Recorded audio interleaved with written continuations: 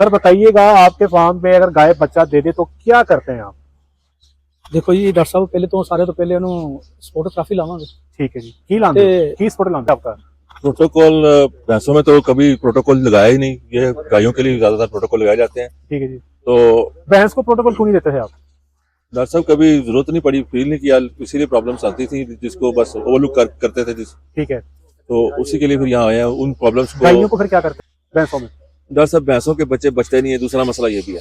अच्छा, आपने देखा कि भैंसों के बच्चे बचते नहीं? गायों के बच्चे पल जाते हैं, रुक जाते हैं, बच जाते हैं, खड़े हो जाते हैं, अगर उनको ना भी तो।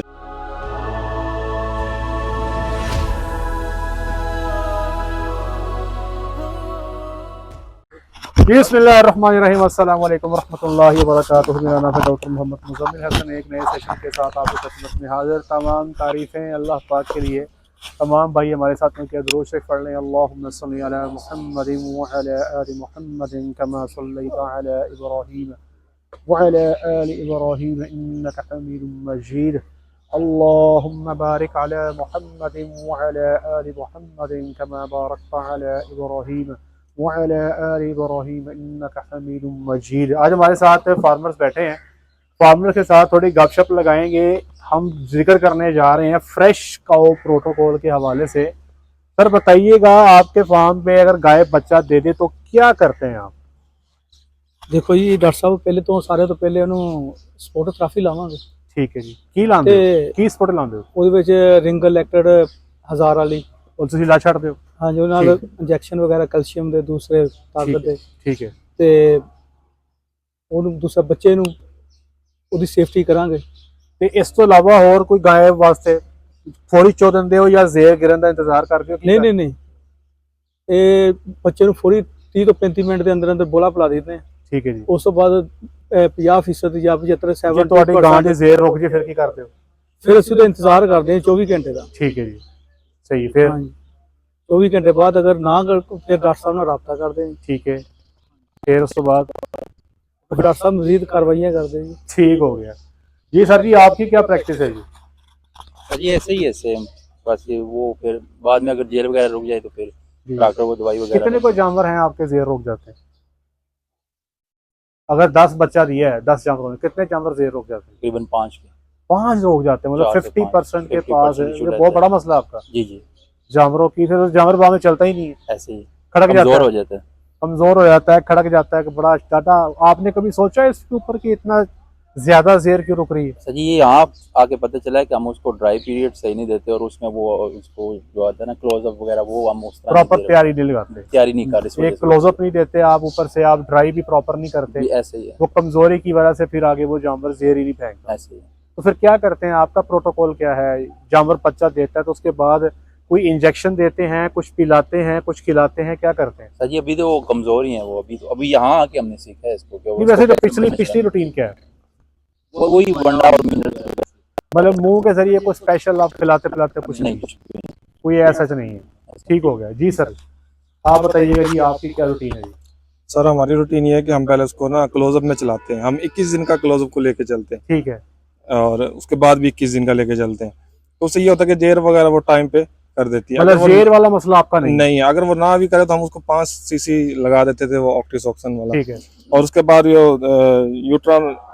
यूट्रॉन सी, ठीक है, वो हम उसको पिला देते थे। उससे वो मैला भी डाल देती थी, जेर वगैरह भी डाल देती थी। ठीक है। मतलब फ्रेश का हो आपका प्रॉब्लम नहीं है? नहीं सर। कोई मसला जो आपको फील करना पड़ा हो बच्चा देने के बाद, जो आप समझते हो कि यार यहाँ पे बेहतरी की जरूरत है?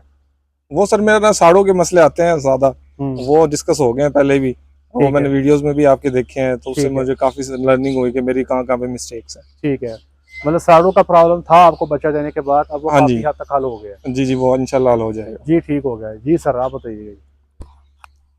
ये एक ही गाय का एक्सपीरियंस है मेरा। जी जी।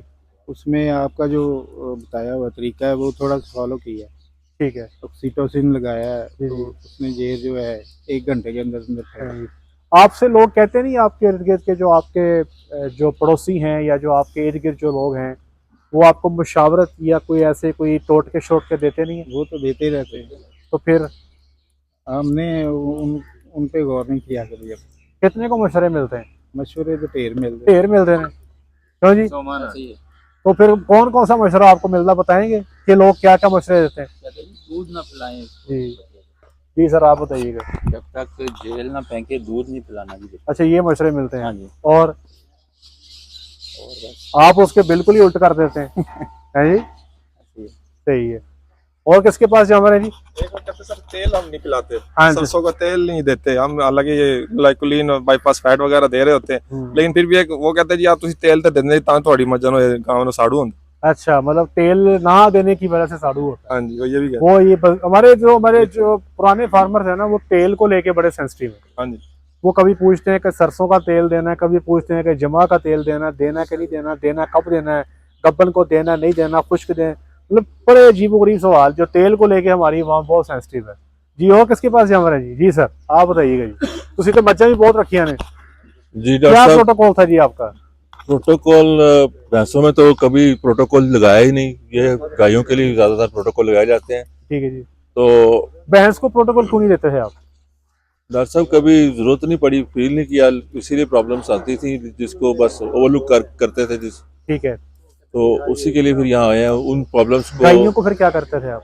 गायों को मसला ये होता है कि जब गाय बच्चा देती है तो अगर जेर नहीं फंसती फिर ज़्यादा डॉक्टर हाथ डालता है, फिर हाथ से जेर निकाली जाती है, उससे फिर जानवर बुरी तरह डिस्टर्ब हो जाता है, बल्कि फारग ही हो जाता है, मसाइल आ जाते हैं। बल्कि एक तरह से वो जो है ना वो अगले सुबह के काबिल रहता ही नहीं है। तो आपका इलाका कौन सा है सर? लाहौर। तो कैसा एक्सपीरियंस रहा? आप बफलो फार्मिंग कर रहे थे? हाँ जी, कितने बफलो सी आपके पास? तो डॉक्टर साहब 50+ थी।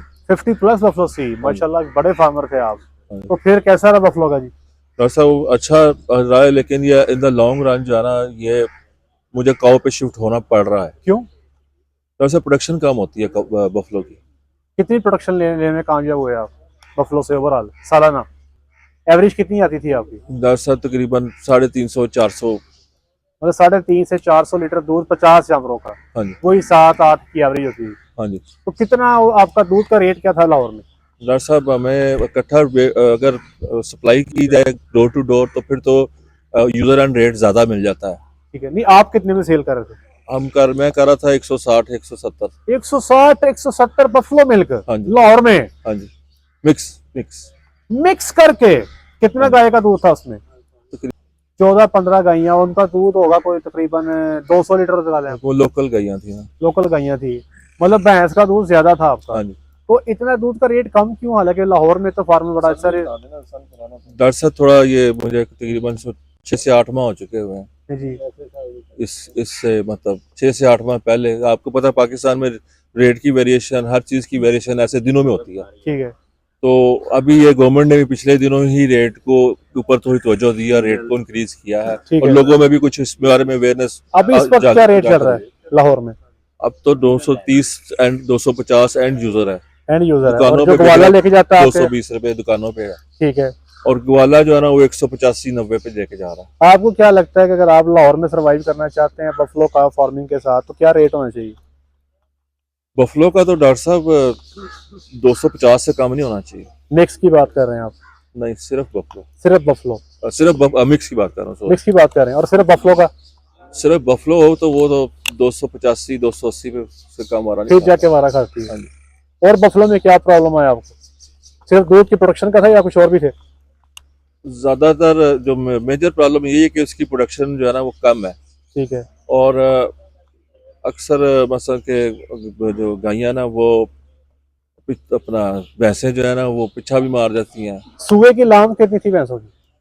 डॉक्टर साहब कई भैंसें जो है ना वो तो 12-12 महीने तक चलती रही हैं, 14-14 महीने चलती रही। जैसे अब भैंसों के अंदर भी डिफरेंट टाइप्स की जो है ना देसी भैंसें भी ऑन हैं। एन एवरेज अक्सर भैंसों कितनी, जो मेजॉरिटी की बात करें तो तकरीबन 7 माह।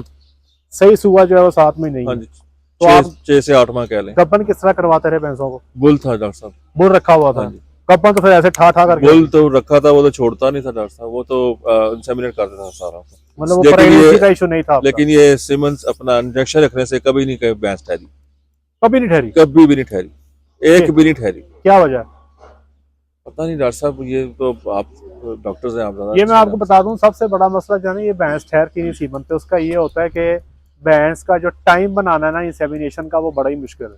हाँ जी। समझ नहीं आ रही होती कि इसकी हीट स्टार्ट कब हुई है। अगर कोई बंदा इसमें एक्सपर्टी ले लेना उसको पता लग जाए कि हीट स्टार्ट मेरी कब हुई है, तो इंसेमिनेशन का टाइम सही बन जाए तो आपके पास कंसेप्शन आ उसके जाता है। अलावा डॉक्टर साहब जब बच्चा हो जाता है, भैंस या गाय सू जाती है, तो कुछ अरसा 10 महीना अच्छे दूध पे रहती है। महीने बाद वो आहिस्ता आहिस्ता ना कमजोर लाकर होना शुरू हो जाती है, यानी कि उसका ढांचा नीचे से निकलना शुरू हो जाता है। ठीक है। हम सोर्स भी अपनी तरफ से जोर पूरा लगा रहे होते हैं, लेकिन हमें समझ नहीं आ रही होती कि वो इंटरनली मतलब उसका ढांचा क्यों कमजोरी क्यों आना शुरू हो रही है ठीक उसमें। है। और at the time of 6 months पे वो पहुंच के बिल्कुल वो ऐसे चूरा ही एक रह और जाता मुझे बताइएगा कि अब डेफिनेटली आप बफलो के साथ काम कर रहे थे, मिल्किंग तो हैंड से होती है, लेबर का काम है सारा। है। हाँ जी लेबर के कितने मसाइल थे आपको बफलो को लेकर? डॉक्टर साहब, ज़ाहिर है लेबर के चैलेंजेस तो अपनी जगह पे रहते ही हैं। किसी ने एडवांस मांग लेना है, किसी ने ब्लैकमेल करने की कोशिश करनी है, किसी ने कुछ करना है, तो उन सारों को हैंडल करना कितने पड़ता बंदे रखे हुए थे आपने 50 जानवरों की मिल्किंग के लिए? है। डॉक्टर साहब मैंने आठ भैंसे एक बंदे को दी हुई। बस 8 भैंसे एक बंदे को? इसका काम था चुवाई करना और फीडिंग करना, कि सफाई करना भी?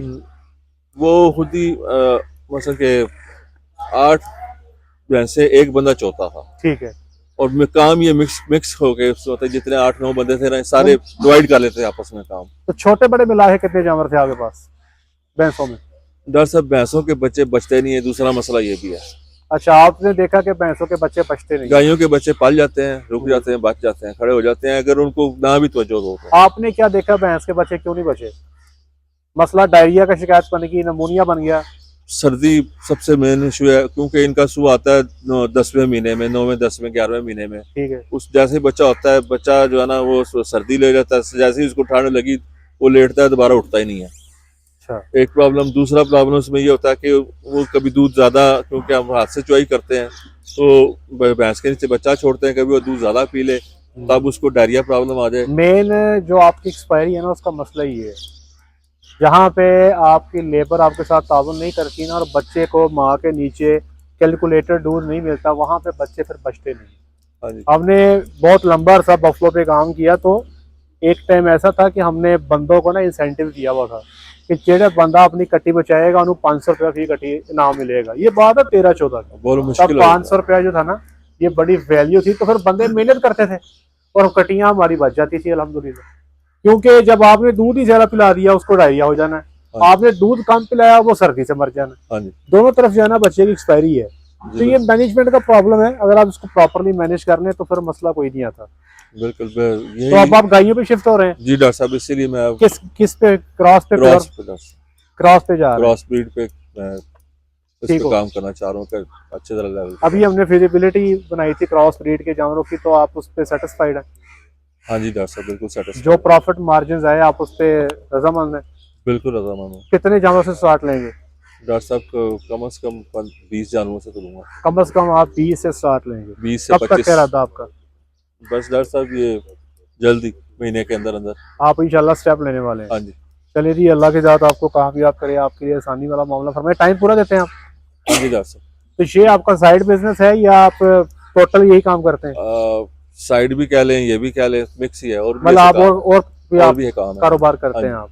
तो आप इसको टाइम रोजाना देते हैं? जी डॉक्टर साहब देता हूँ। मैं 2 दिन रहता हूँ वहाँ पे, ठीक। फिर मैं घर आ जाता हूँ। थोड़े से डिस्टेंस पे है, 25-30 किलोमीटर के डिस्टेंस पे। ठीक है। तो एक दिन एक रात स्पेंड करता हूँ, 2 रातें स्पेंड करता हूँ। फिर आपके पास माशाल्लाह इतने सारे जानवर थे, तो आपने डॉक्टर रखा हुआ था फार्म पे? जी डॉक्टर साहब रखा हुआ था। परमानेंट फार्म पे ही था? नहीं, परमानेंट नहीं था। तो परमानेंट डॉक्टर क्यों नहीं रखा आपने? डॉक्टर साहब उसकी लिविंग भी बस परमानेंट ही कह ले, बिल्कुल फार्म के सामने वो रहता था।